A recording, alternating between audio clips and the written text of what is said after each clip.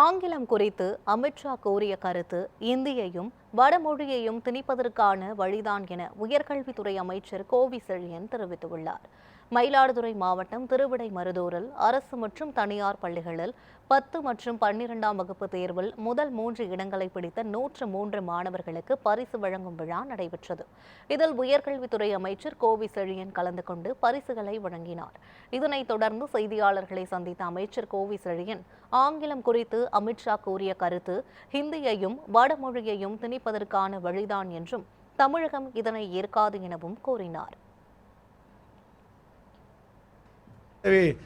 10ஆம் வகுப்பு 12ஆம் வகுப்பு தேர்வில் முதல் 2-3 பரிசு பெற்றவர்களுக்கு பாராட்டு நடத்தியிருக்கிறோம். 100க்கு 100 சதமடித்த பள்ளி தலைமை ஆசிரியர்களுக்கு பள்ளிகளுக்கு பாராட்டுகள் நடத்தியிருக்கிறோம். 100 மார்க் எடுத்து சதம் பிடித்த அந்த மாணவ செல்வங்களையும் மாணவர்களை ஊக்கப்படுத்தி ஆசிரியர்களுக்கும் பாராட்டுகள் நடத்தி விழாவை சிறப்பான முறையில் கொண்டாடி கொண்டிருக்கிறோம் என்பதை மகிழ்வோடு தெரிவித்துக் கொள்கிறேன்.